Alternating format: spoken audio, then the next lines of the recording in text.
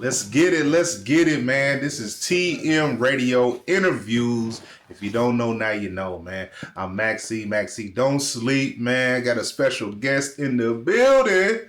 And who I got with me, man? Hey, you got T3 the Chemist with you. T3 the Alchemist. Yes, man, sir. T3 the Chemist. T3 the Alchemist is in the building, man. So, yeah. So let's get right into it, man. Where you from? Originally, I was born in Springfield, Tennessee, but around the age of 8, I moved to Nashville with my pops. So, I've been in East Nashville ever since. That's what's up, man. So, how was that, in Springfield, moving to Nashville, and how was Nashville? I ain't gonna lie, growing up from, seeing it from a young age, Springfield is, a small town. It barely pop up on the map, but, the shit that go on there, crazy. You wouldn't even believe it. So, niggas talk about they come from a crime-infested area, Springfield, it. Yeah. But there's a bunch of niggas there too, ain't it? Yeah. But it's everybody else moved towards the future and progression, but it's the mindset of Springfield, man, that shit kind of stayed in the 1950s and 60s. So you still got a lot of apartheid going on. That's the best way to explain it, yeah. That's crazy. Is that where the Frigidaire used to be? Yeah, hey, it's crazy you mention it, because Frigidaire played a big part in my childhood and family growing up, because my granddaddy worked there, and he worked there since the plant opened. So, sometimes when you ride by, they ain't remodeling, because, I ain't been back in a minute. You can see the windows on the side of the building. AC High helped putting them motherfuckers up there. That's crazy. And then my pops worked there. That's crazy. I can remember one time my auntie, I stayed in Hoptown, I'm from Hoptown, but my auntie couldn't find no good job, and she got a job at Frigidaire. And so I had to take her one time. And so she worked, I think, third shift, right? Man. And so I'm a young, I'm a YN at that time. You know what I'm saying? I had Bubble Chevy days, bang in the TVs in it. You know what I'm saying? So I take her to work, and when I drop her off, it was a parking lot close to it, and niggas was everywhere. Just outside, and I just pulled up. You know what I'm saying? Turned up. That's how did my thing, you know what I'm saying? It was crazy. And I ain't gonna hold you. The fact that you said it, if that ain't let you know, that should let you know. Because a lot of times in America that's like it now, where it's they don't worry about education system, or you feel me, making sure people can go to college. Yeah. It's a straight factory town, work town. So as soon as you get out of high school, pick a factory, go to work. That's your whole get down. Most definitely, yeah. So Springfield one of them. So how was it, when did you go to Nashville? About how old was you? So I don't want to get too much into it, but just like everybody else, or a lot of people in America, my parents were in a custody thing. So I was 8. I was still young when I left. Yeah. And so how was it in Cashville, man? It was definitely a difference, because in Springfield, I really didn't get into that many fights and stuff like that. Don't get me wrong, in 3rd grade, I remember the most aggressive fight I got into, me and a nigga had knocked each other's teeth out. It was crazy. Keep in mind, though, you little though, so you still gonna have little teeth, but for some odd reason, we both had a loose tooth that day. So when I knocked his out, he knocked mine out. But when I got to Cashville, it was weird. It was weird, cause everybody ain't close no more. People spread out, and it's still, you feel me, aggressive, but it's a different type of aggression. Yeah. And being new, that kind of make you get up in your shell, cause I was bullied a lot. Yeah. But I also still would be tweaking. Yeah. So it was So it's a lot of cliques. Yeah. But if you was an introvert, if you was by yourself, it was weird to be by yourself back then. It was, you either was with a clique or not. Yeah, and that's how my whole school experience from coming to Cashville up until graduation was. I'd just be solo dolo. Yeah, you still like that? You still like to be by yourself? Most definitely. Cause I got a few partners now, but I realized my circle has always been very small. Yeah. Most definitely, man. I get along. I love myself. Yeah. I get along with I'm ain't nobody like me. So you know what I'm saying? And that be the most crazy part, because people always talking about you feel back in the day, you used to try to tell me, oh, you don't like being by yourself. You don't like being by yourself. Nah, that ain't it at all. Yeah. But once I get by myself, I'm trying to protect y'all. If I get like that, I'm not coming out. It ain't nothing y'all can say to, you feel me, entice me. So, hey, you better take me while I'm outside.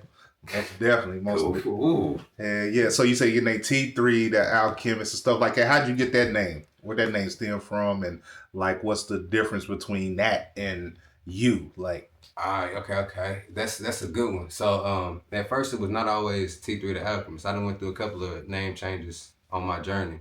When I first started off, I think it was like Sensei, then I went to Quantum, some all type of crazy shit. But my most recent name, where I started to like distribute my music in the proper way, was the Real T3. And I had that name from like maybe 2019 all the way up into like 2022, 2023. And I was working with United Masters. They let another artist drop their music under the Real T3 name. Yeah. And they merged our catalogs. So everything I done worked hard on, this nigga name is not attached to with his shit. And I'm not knocking nobody else, but like, there was a very big difference between mine and his. Yeah. So like, I've been fighting with that for the longest. So here recently, I think it was last year, person I was involved with, I was going through my old music, they heard it. I was like, why you stop rapping? Said, I don't know. Came up here, got to the tune, I think it was, what was it? Yeezy? The Art of War? I think that was the first track I had worked on again. I think so, yeah. Yeah, so T3 ThalKemist came from basically the stuff I was doing before I got back into music. I was studying. So like studying, what was you studying? Can I say this on the radio? Cause like I don't wanna talk, you know what I'm saying? Let it be known, cause that's what people relate to, you know what I'm saying? Look, so look, cause I don't wanna be. I mean, you can say it without saying it, you know what I'm saying? So what you know what I'm saying? Cause like I ain't trying to have it, you feel me? Them folks on my radar, nothing like it, but more conscious studies.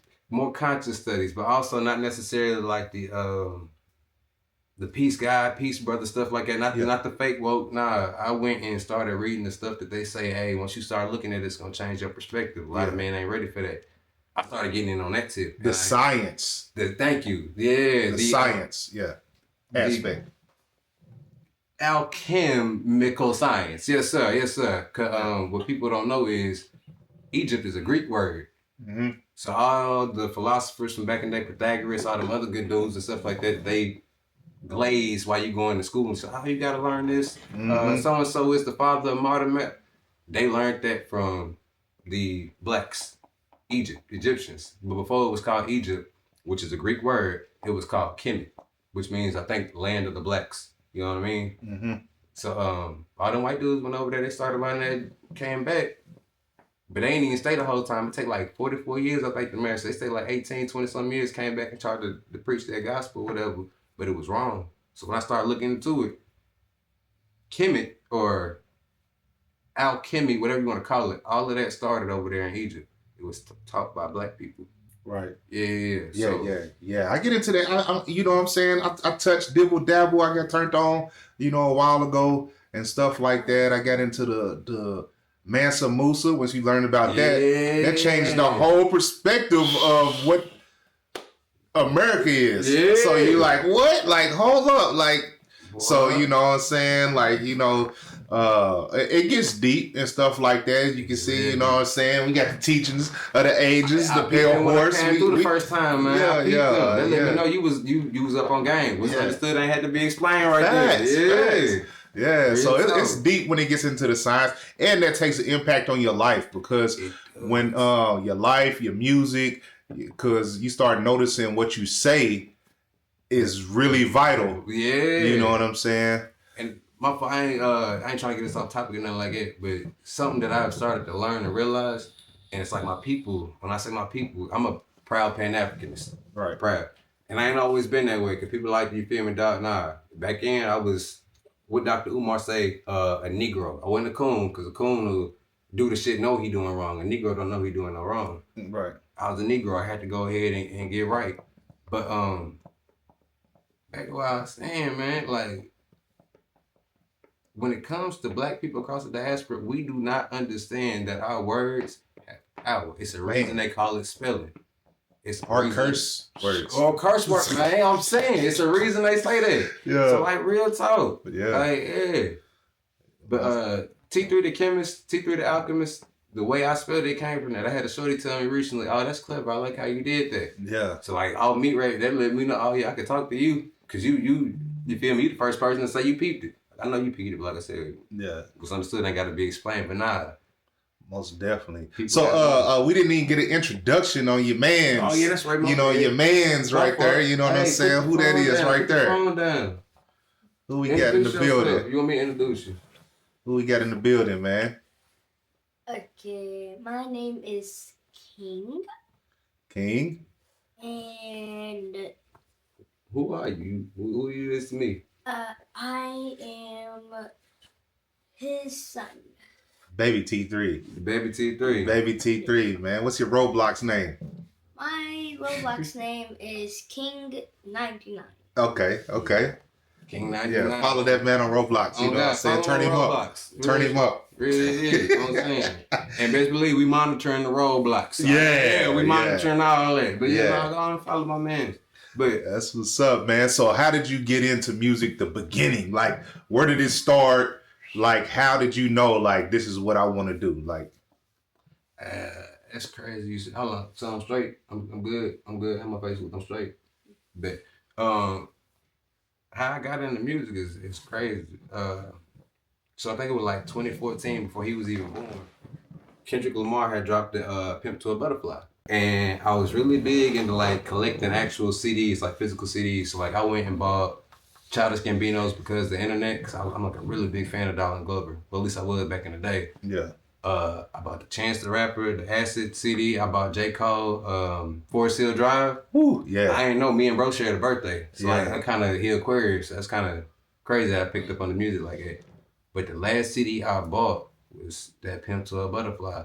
And it changed my life. Man. Like, yo. That's underrated because to me, that's a super classic. How much a dollar really costs really is like, a lot of people don't even understand it. They don't get it, bro. Or the Black of the Berry, or what's the other one? Nah, that ain't it. You Ain't Gotta Lie. I forgot the name of that song. You're like, you ain't gotta lie to kick it, my nigga. You ain't gotta lie. You ain't got, man. Yeah. Bro. And like that whole album, I listened to it on repeat. And back in, I done had no like studio system, so like to get my voice together, I would really just like you feel me, sing along with Kendrick, but I put it on the little karaoke little thing, little bullshit kid karaoke thing, and I sing over it. Keep in mind, I'm in high school, so as I'm rapping over it, I'm just trying to write my rhymes, get myself together. Yeah. And it was an incident that had happened in school where it was like, cause you gotta keep in mind, I ain't no tough guy, I ain't no thug, I ain't no gangsta, I ain't from the hood. If you get that idea from looking at me, then that's on you. Because it happens with white people all the time. Yeah. They'll see me and they got to lock their car doors more than once, or they'll go the other way. It used to bother me, but now I just kind of like, man, whatever. But nah, bro, I'm really like a nerd at heart. Yeah. Intellectual. So, getting back to that, it was an incident that happened in school, and my grandmother is a teacher at the school. Oh, man. So again, she a teacher at the school, and then my dad fucking out one of my teachers and shit, you feel me? So like, I got eyes on me everywhere. Then it was the little white lady teacher who was trying to help me get the little summer job so I could get some bread and shit. Yeah. She cared about a nigga and shit.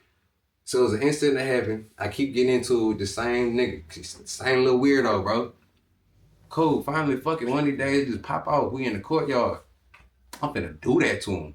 Yeah. Like, I can say it now because against kid shit. Yeah. But you know how when you a kid, you go home, you let your people know like, hey, this is an issue, X, Y, and Z. They take, like, Pops had told me back in, because he was like, who is this good YZ? I saw my picture, nigga had the little gauges in his ear. This how fucked up, like, shit used to be. Yeah. But the nigga had the gauges in his ear. Pops like, all right, bet. When you go back to school tomorrow, he start up with you. If it go there, man, take that gauge out. Come home with a trophy. Wow. You rip a nigga ear off, he don't want to fight no more. Yeah. Bet I'm with it. First thing I'm finna go for is that ear. So, shit go how I say. He started with me in the courtyard and shit. Before we can even get into it like that, the little white lady teacher just come in like a motherfucking superhero, just fly out of nowhere. Snatch me by the, what are you doing? You really finna fuck this up? I done lined all this shit up for you. You got your grandmother here, all that good shit. Just take my ass on. And in the moment, I'm thinking, bitch, what the fuck? God, let me, hey. Yeah. But once she sat me down and talked to me, I calmed down. I realized it was never worth it. Yeah. At all. None of that shit worth it. So, like, I ain't mean to get off on that tangent, but like, nah, I don't. That just stems some shit, didn't it? Yeah. So we turn to get it out, man. You know what I'm saying? Mental health is real. Hey, but in that whole situation with her snatching me away, X, Y, and Z, all that good shit, they got to the root of it. They moved me from a certain period math class to a new one. When I got to that new math class, that's where I met my dog, King Gene. Hey, another thing too, shout out King Gene, Savage King Gene. We got a show coming up January 10th. But that's why I met my dog. And he been recording for a little second. He had an actual studio. Yep. So Shit, we get in that shit cool. He see me writing my little shit. He like, oh, you rap? Cool. I rap too. We finna go to the library downtown and start recording shit. Come with us.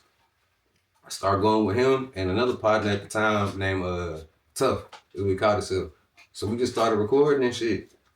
And since then, like that's it. First time I touched the mic, it was crazy. I didn't even have like a whole burst to myself, like a little quarter, 30 seconds. Yeah. Once I ate that bitch, it was up. Yeah, you fell in love right there. Man. So what's so that goes into kind of like the inspiration, like, so the inspiration would be what motivated you, or what still motivates you to, like, do you see it as therapy? Do you see it as, like, how do you see it? Like, You said it. Yeah. Therapy. This crazy you said. That's the reason why, like, cause niggas always talking about, oh, you ain't got no music videos, you don't do it. Nah, cause the songs I make ain't never was like, I wasn't doing it to get a check. Yeah. I wasn't even doing it to be trendy. Like, I dropped a song, put it on my YouTube page, let my followers and family hear it and keep pushing. But that shit always been like a form of therapy for me. Yeah. Cause like, again, if you wasn't writing, you'd be ripping gauges out people's ears. Thank you. They're like, I'll be for real tweaking, man. Like, yeah. And like, I don't like it. Cause I know that I'm not that type of person. I like going to comic book stores. I like write my little short story. Hey, how long? My fault. Keep it on camera. Go on, real quick. Make sure you throw that. I'm about to go eat. I don't know. We gonna keep all that. Yeah. Most definitely. Yeah. Real life. But that's another thing. So I don't care what people say. I get this real bad rep about my fatherhood and shit. But that's only because I approach and handle shit different. If you know me for real, then you know how we get down. Yeah. But back on top of, like you said, music been a form of therapy. So I ain't never really seen the need to like put up an image or post a video, drop a little video, none of that shit. Yeah. Hell, the first time I performed, it was with King Gene and Tough and shit. Yeah. But the whole reason we did that shit is because, again, I see it in the image like everybody else did. I can't just sit over here and say I'm not guilty of that. I seen the image like everybody else. Fast cars, the fast women, you feel me, the fast money. Yeah. And keep in mind, you in high school, you a kid, and you especially coming from the area where we came from, you going with that shit too. Most definitely. So yeah. Going into inspiration, this is a very important question. A lot of people don't understand it, and I see a lot of people ask it on interviews. Who is your top 5 artists of all times? And that falls under inspiration, and it shows kind of what type of person you are, because to me, like, your top 5 is who raised you. Yeah. You know what I'm saying? That's who you listening to. So, you know what I'm saying? So, that's stuck in your head. So, who your top 5, man? I'm going to go out on a limb and say my top 5 artists. I'm going to go in order from the way they was exposed to me. You feel me? My top 5 artists had to be, and please, nobody at home think this is my ego at all. I have no ego. But at the end of the day, if you got to bet on some shit, bitch, you better bet on yourself. T3. That's my top number 1 right there, all time. I can't put nobody before T3. Facts. Secondly on that, it had to be Childish Gambino, Donald Glover. And the reason I say that is because I can't say what song, and I don't want to fuck that up, but I will tell you he got a lyric. And I've been listening to this man since, I think I want to say freshman year of high school. Crazy fact. While he was still doing the Childish Gambino rap thing, every year while I was in high school, he had dropped a project. So it's kind of like I had a freshman, sophomore, junior, and senior, you feel me? Yeah. All lined up. So like, I fuck with that. But he said, actor, writer, rapper. Nigga, I do all of it. Lactose tolerant, addicted to cheddar. Man, I spend it on this jacket, man. I don't know no better. Man, I heard that shit, bro. Hell yeah, I could do all 3. Yeah. Because I'm already writing little books and scripts and shit. I'm trying to, because before music ever popped up, I wanted to go and do movies and TV and be in film and shit. Not just to act, but like, because I like the creation. Yeah. I like that. You feel me? I could tell a story that way. I can convey some shit. But second. Number 3. T3, Childish Gambino, number 3. Who my top 3? It had to be, fuck it, I'm gonna go ahead and say it. I'm gonna go YB, nigga. YB. Ooh. And the reason I say YB? Yeah. Because my cousin, husband, baby, what do you want to call him? he put us up on YB in like 2015, 20. It was early. Yeah. Like back when he had just, I think No Smoke had came out. He put everybody up on. He came back. He showed the family and shit. My sisters and shit was fucking with it. Nobody else was fucking with it. Yeah. I like the little song. Cool. I'm fucking with it. Man, some years go by. I hear one of their songs. I like that shit. And you remember how back in the day, if you was a YB fan, they'd dog your ass. Back when it wasn't cool to love YB. Yeah. I was rocking with that nigga music since then. Yeah. Then they fucked around and told me that, oh, this nigga and y'all be the same age. Yeah. That nigga be fucking, man, fuck that shit. Yeah, I like that nigga music. Yeah. And they need necessarily aggressive to rah to shoot him up. It's a simple fact that, like, again, no matter what happens to this nigga, he gonna bounce back. Yeah. And what a lot of people don't understand, like YB, I'm not just like a YB fan where I just listen to his music, but I like YB because it takes a lot of creativity to do what he's doing, and his work ethic is unmatched. Exactly. So when a person can drop a song every day for 5 years and actually put their emotion into it, he's not, you know what I'm saying, he's creating, influencing a ton of people from just being him. Exactly. So it's not like he's, you know what I'm saying, he's from Louisiana, so he got to talk like that. He got to be who he is. But at the end of the day, like, there's only one YB. You know what I'm saying? Exactly. So, like, he's the creator of what he's doing, and there's millions of people that's following, millions of rappers that want to sound like him, be like him. So his influence, work ethic, creativity to be able to rap, sing, record, shoot videos every day, to run a YouTube, to do all that stuff. And do it while on house arrest is crazy as shit. Yeah. And like I had a partner of mine, I keep asking nigga get in the booth, and he keeps giving me dub after dub. But like I told him one day, and I don't even know how YB came up, but like I said, if this nigga can sit here, drop this music, drop these videos, and not leave his house, they gonna house arrest. There is no excuse for any of you niggas who are out here right now in the free world who can move around. Yeah, right. Fuck about the money he got or not, nigga. We all got the opportunity to go get some money to get shit done. Yeah. So, like, yeah. Because a lot of his videos wasn't real, just crazy videos. They were just him sitting in the garage, him sitting on the couch, him in front of the mic. It was just a lot of content. And people just got infatuated. And during COVID, too, was a big... Perfect timing. Yeah, like perfect crazy. Timing. But, my fault, man, just to add on there, like you said, being yourself. And everything we just covered, man, I don't try to perpetrate or be anything I'm not. If you got me fucked up, bro, I don't give a fuck about no gang, no color. Hey, what that nigga say? Rest in peace, Draco the Ruler. We from the stick team and we don't do big homies. So, like, I don't fuck with none of that gang banging shit. Just don't disrespect me. Yeah. Because I ain't gonna disrespect you. Yeah. Whatever your creed or whatever religion, I don't care about none of that. I fuck with you. I just big on energy. Motherfucker try not to, like, again, perpetrate an image, faking the funk is what I like to say. Yeah. Right, they ain't gonna smell that. Yeah. But yeah, people get that misconstrued a lot. But like you said, they gonna fuck with him with being himself. Yeah. So you got two more, man. Two more? Two more. All right.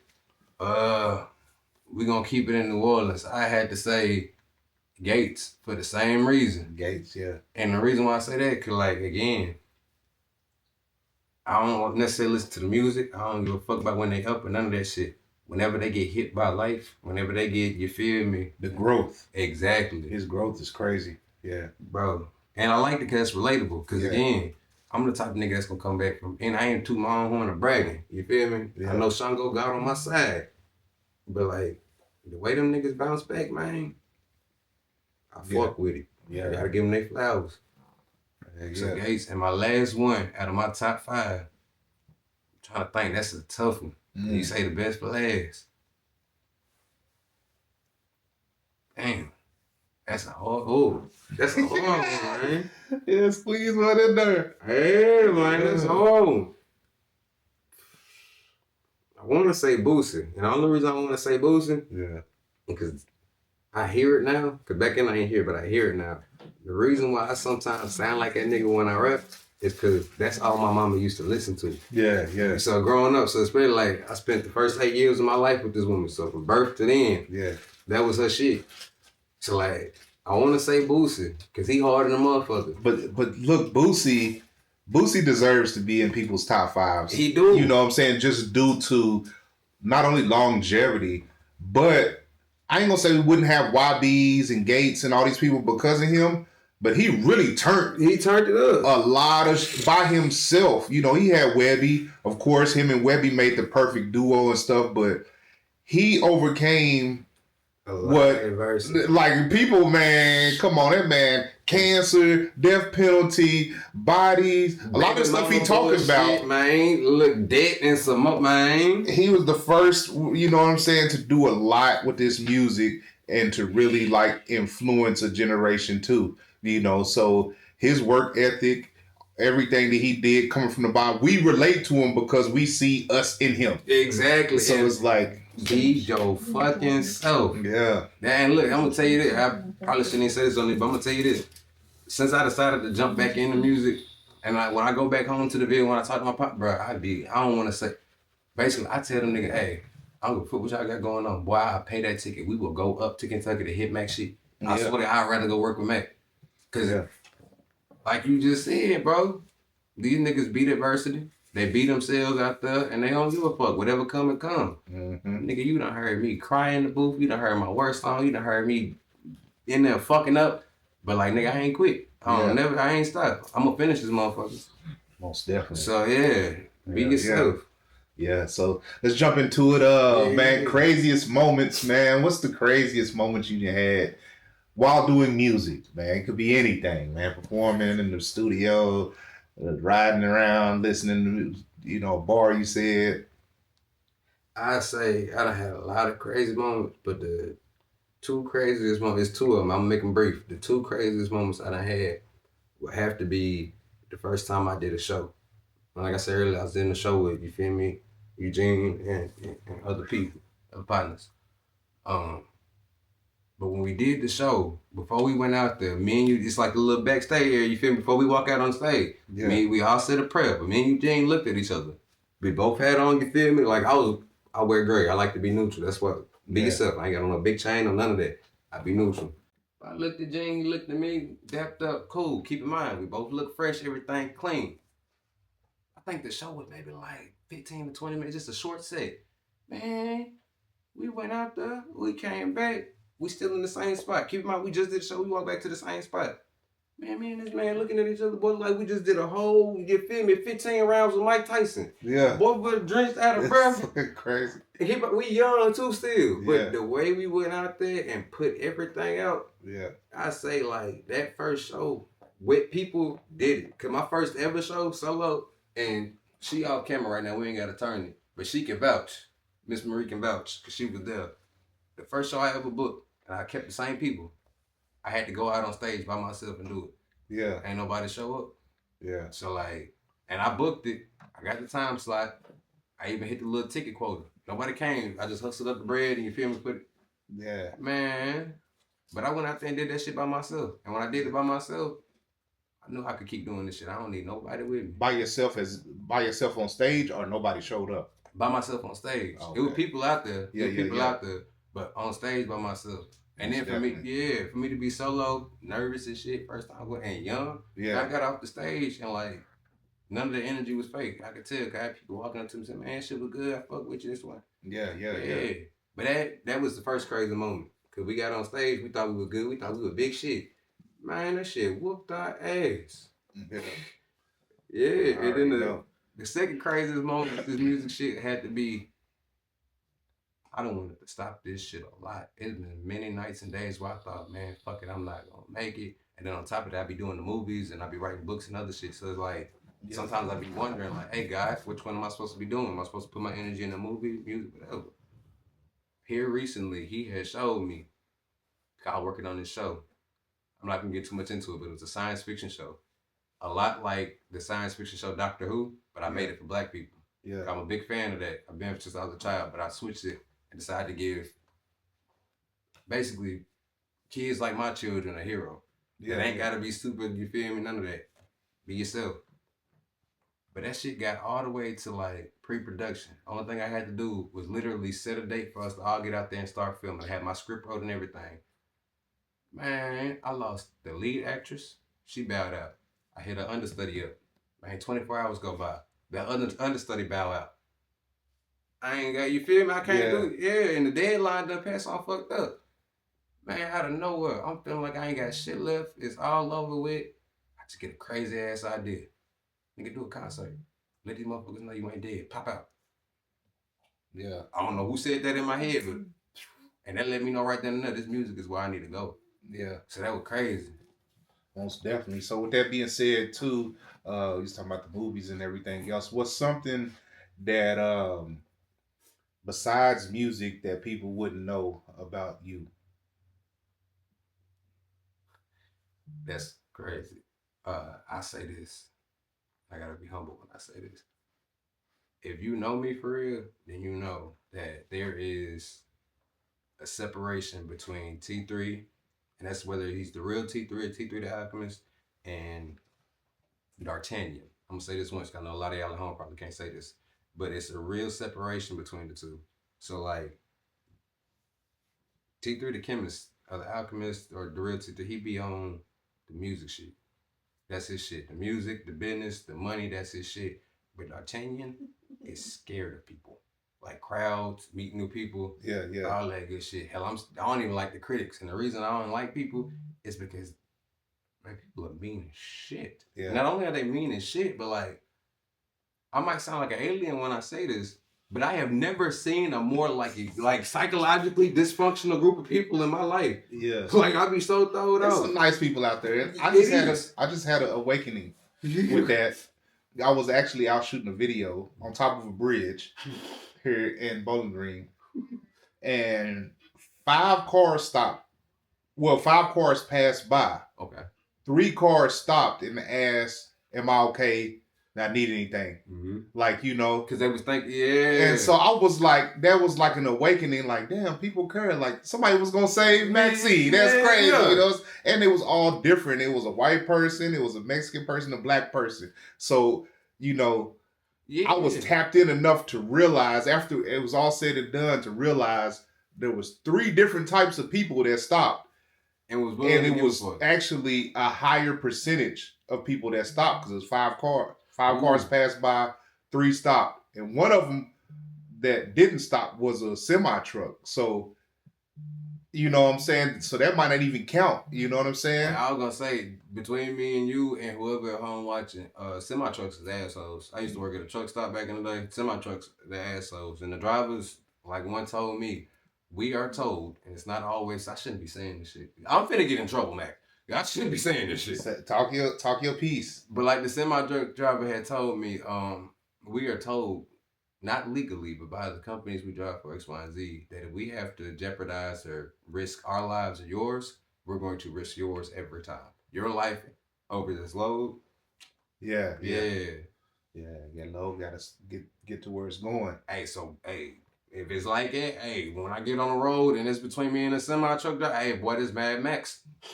Somebody got to get through it. But, yeah. Nah, people, like you said, it's good people out there. Yeah. But when we dealing with the internet, social media. Yeah. And that's where it changed that we've been programmed that the world is bad. America's bad. Everywhere is bad. Somebody's going to get you. Yeah. Somebody's going to climb through your window at night. Like, you know what I'm saying? It's just like every time you turn on TV, it's just black people getting arrested, somebody getting beat down, somebody getting shot. It's like they don't highlight enough good for us to think that it's good outside. Hey, but what people don't know at home for real is, I know suffering is profitable. So the more we stay in a state of panic, the more we stay in a state of fear, the more money they can make. Something that really I had woke myself up to, especially when I was younger, because I used to work at a gas. I like a lot of social jobs, you know what I mean? Especially when I get to connect with people because you never know what you're going to get. I think I was like 19, I was working at this gas station, and I realized something. Every time another brother came in, another black dude, whatever you want to call us, somebody of my kind came in, it was like two apex predators seeing each other. We always be on guard. Yeah. I don't even know this nigga, but like, what, you feel me? Yeah. But we, as black men, have like, again, I don't want to say we've been trained, because that's not something we picked up on our own, but it's like that's been beaten to us. You know what I mean? Yeah. So it's like, since I noticed that shit, I try not to do that as much. If I see another brother come in, I be friendly as hell with him. And I be throwing them off. Yeah. Yeah. But I usually get like again, it's usually a positive interaction after that. It's crazy. But if you're not awake, you're aware, you ain't gonna know. I hate the People word are- awake. There's Yeah. people out here creating invisible ops. Exactly. So, Bro. you know, in their music or wherever, they like, yeah, somebody, you know, haters, he's hating on me. Yeah. And so when they see another nigga, they automatically think it's a hater. Yeah, and bro, Because they done said it so much. But exactly, you done made yourself a prison, nigga. I don't even know you. Yeah. So, yeah. Nigga ain't hating on you. But Then you got a booger in your nose. It's something like that. Come on, man. That's why when I make my music and shit, cause like I said, I'll be tweaking out. It's still a place for me to vent. If I'm talking about that type of work time, Yeah. typically it's either something, it's like really something old, something that I done seen, or something I done done. And I don't mean seen on TV, you know what I mean? Yeah. Yeah, so like, I say that now. But it's literally just a way for me to vent. Because a lot of us hold on to that trauma. So like, again, you might see another brother when you walk in the store.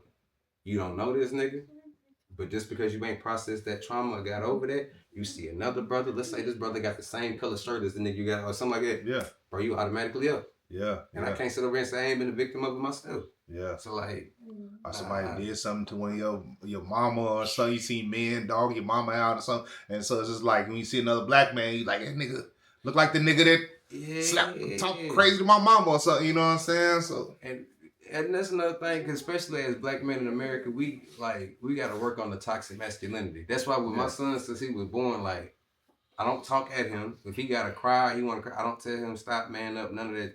Cry. yeah, With he don't dad cry too.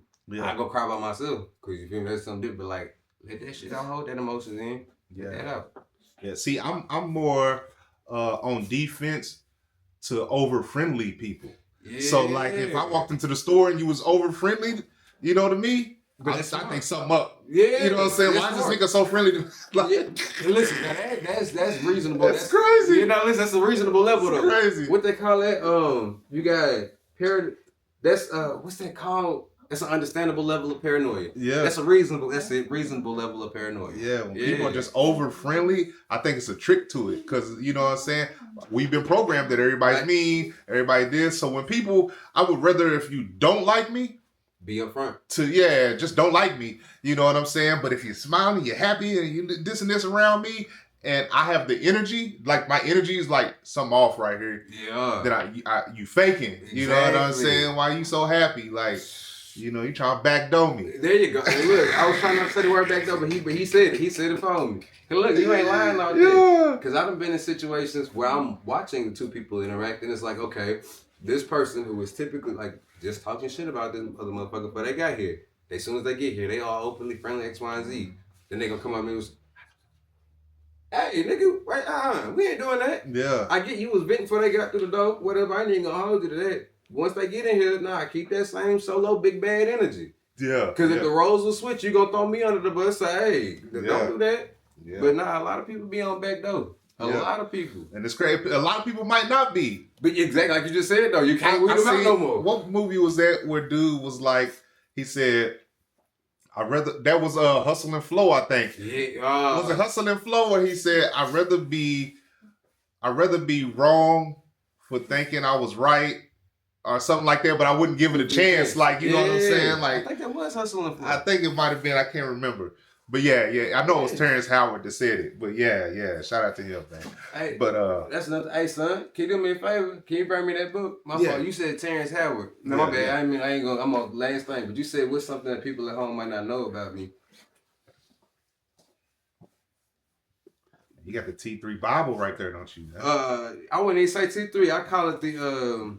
Actually, that's crazy you said that. T3 yeah, it's crazy you said that. Because I call it the Book of Alchemist. The Alchemist Ethereum. The Alchemist Ethereum. I do call it that. I call it Ethereum. But for the most part, like, hold on. If I'm not working on music, because before I had this show and everything else going on, I got a lot of shit coming in 2026 for y'all. Stay tuned. But before I started doing this shit, in order to keep my sanity, I started researching and reading. And like somebody had told me a long time ago, if you want to hide something from a nigga, put it in a book. Yeah. And that fucked me up. So I started reading. Yeah. But like, I just be at home, like, researching. Oh, yeah. And like, studying the shit. And it's a lot of things out there that we can't handle as people. Because we done had this slave masters, religion forced upon us. We've been disconnected from our home. And then we also now are in a state of, I don't want to say fear, but paranoia over each other. Yeah. And don't even get me wrong. I mean, don't even get me started on the nuclear family in the black community. And for those that don't know, the nuclear family ain't got shit to do with radiation. So back in the 1940s and 50s, I believe, I think it was 40s and 50s, especially the 60s, mom, dad, son, and daughter. That's the nuclear family. For those who don't know, the reason why they broke that up in the black community is because Malcolm X, Martin Luther King, different type of political figures during the civil rights movement were getting their funding from black families. So this is why you got Section 8 out now. This is why if your mom or whoever with the nigga, you feel me, he can't be in the house for her to get Section 8, all the other good shit. And your moms can't get a job because she get a job, they're going to cut her food stamps, all that other good bullshit. It was basically a trap in order to keep us from being able to, you feel me, support our own community. Yeah. But niggas, you feel me? Yeah. How good is your memory? Because like I do a lot of studying and I don't remember nothing a lot. Do you got a good memory? Semi good, but this just lets me know my age. The older I get, the more harder it became to remember stuff. So I had to start making stuff like this. Yeah. Actually, my memory's getting better. See, I used to drink, and smoke, do all that shit like that. You know what I'm saying? Since I've been sober and getting more healthy and start tapping in more, I can remember stuff more. Like it's like my downloads is coming through. You know what I'm saying? Started healing. My fault. Yeah. Nah, you started healing. You cut back on it. So like I'm big on that as well too. So like they say, my fault. The gut is the first brain. Mm-hmm. So before So if your gut ain't right, it's gonna fuck up here. Facts. And what a lot of people don't know is rest in peace Nip, rest in peace Dr. Sebi. Yeah. A lot of diseases and shit that we have isn't the disease. It's a buildup of mucus or sugars. Yeah. So like parasites. Exactly. Or parasites. And the parasites is the number one thing. The number one thing. I'm studying parasites right now. It's crazy. Boy, I'm scared. I'm in a group on Facebook. I'm gonna send it to you. Yes, please do. Dog, when you see, I didn't know dementia. All that stuff is connected to. You remember back in the day when we was little, your mom was like, "He eating too much. He got tapeworms." Yeah. We really had worms for real. Like, you know what I'm saying? The worms are parasites, and the parasites are from the wick cheese. Yeah. From the... I was about to say, my bitch said that, but she fucked us. Stop giving the boy government cheese. You know what I'm saying? Like, hey. Got us. Got us, man. Got us in the crazy milk and the mucus from the milk, all that stuff, man. The hamburger meat and that's some chicken. Man. Undercooked foods. Undercooked, like, expired, or GMO, genetically modified foods. So you got to think, when you get a real, because apples aren't real. So we went back in the time machine, maybe like 100 to maybe I'd say maybe like 400 years, something like that. We wouldn't find an apple like we do them all the time. Yeah. So the fruits that we eat now, even the bananas. You saying Eve didn't? Now, all right, hold on. Before we get into that, I'm gonna have to come back. Yeah, you're gonna have to come back. We're gonna do a podcast, man. I like T3, man. So you know. But I will say this, add into it. In that Bible, which was, hold on, so y'all don't think I'm lying, I'm gonna break it down. Hold on, break it down. So this right here is the Knights Templar. When Columbus came over on that little boat, he stole that little flag right there from them gentlemen. And we can look that up. But that right there, long story short, I'm getting into the actual Bible, the real Bible, was called the Helios Papyrus. And like I just told y'all, the Greek philosophers that the American school system be glazing and shit, Pythagorean this and so is the father of my...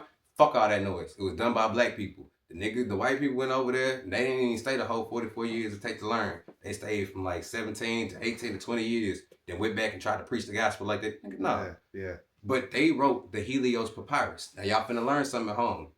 Y'all finna learn a little Greek. Helios in Greek means sun. Papyrus, paper, book. They wrote the book of the sun. So when you go to church and your pastor talking about, astrology is demonic and all that, the original Bible was a book of astrology. But getting back on that document, what I just said, Eve never ate no damn apple. They say it was an apple. Yeah. But apples back then and apples what we got now ain't the same thing. It was a fruit, the fruit of knowledge. Yeah. And what people don't understand is, I could be completely wrong about this. Then again, y'all need to know. What if I were to tell y'all that the fruit she ate wasn't from, like, you feel me? Well, think about this too. Where did the word bookworm come from? So I'm no, we're gonna do a podcast. Bro, We're gonna do a podcast, man. You know what I'm saying? Because you know it's crazy. Real shit. It's crazy. Yeah. So yeah, we'll touch into that, man. We're gonna jump right into what you got coming, where they can follow you at, and things like that. So we can wrap it up. Oh yeah, we gotta wrap it up. We gotta get better here. So what we got coming is a lot. I'm finna drop a lot of projects in 2020. Come on, son. We finna get up out of here. Come on. We got to tell them what's up. So I'm finna drop a lot of projects in 2026. We got a lot coming on. January 10th, 2026 at Live Oak. I'm gonna be there. I'm bringing everybody with me. We're at Nashville. Of course, Nashville. Yeah, I gotta go back home for this one. Yeah, I'm gonna come back home for this one. But Live Oak, downtown Nashville on the Munro. We gonna be there. And get your tickets online. Link is in the bio, my Instagram bio. At the ThalKemist Official. I'm sure Mac can make it pop up somewhere because he technically said it like it. Hey, can you do me a favor? Point to the thing. Point to it. Just do the thing. Point to it. You see it? You don't see it. He don't see it. Don't worry about it. Yeah. He ain't Over your head. Over your head. Matter of fact, boom. Yeah. That's the perfect one right there. Right there. Right there. Hit that up. Yeah. Get the tickets. And another thing, bro. We all know YB just came through and everything. And I ain't gonna hold you. I was hot as hell. I was supposed to go to that show. Yeah. But I was trying to be nice and then bring somebody else. But I just threw it left. But like I've been telling people, my concert ticket's cheaper than YB right now. So like, come fuck with us. Because I was trying to go turn up. Moving on. So sorry. Most definitely. Where can they follow you at? Can they book you? Can they get verses? Can they get some knowledge? Can they get podcasts? What? All right, I'm going to keep it $150, right? What's up? Hold that thought. I'm going to keep it $150 right now. I ain't been really doing no future verses, but I will open that door up soon. But everything to get a hold of me, all my music, the link for the concert tickets is on my Instagram, at the ThalKemist Official. We're going to make that pop up right above King Head right here. Yeah. ThalKemist Official. Make sure y'all follow that. And yeah. That's a bet. Also turn up Mr. Hyde too, because that just got redropped. Most definitely. What little man got?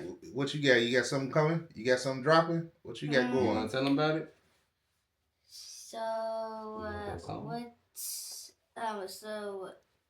what's coming up for me? Come on. Oh yeah. So me and him are gonna make a song. Okay. I don't really know what it's gonna be called or anything, but all I know is that me and him are gonna make a song, and next year I'm gonna be in 3rd grade. Oh, that's what's up, man. That's what's up, man. Keep pushing, man. Keep pushing, man. T3, 3rd grader. Yeah. That's what's up, boy.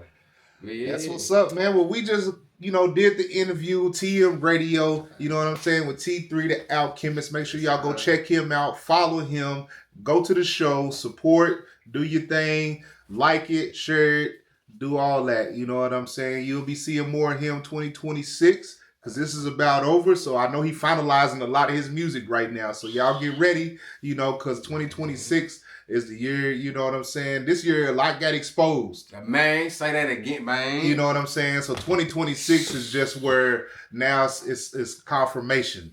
You know what I'm saying? So let's get it, man. 2026, T3, the ThalKemist is coming. This is TM Radio. Y'all like, subscribe, do all that type stuff. We out of here. Yeah. So. Bye-bye.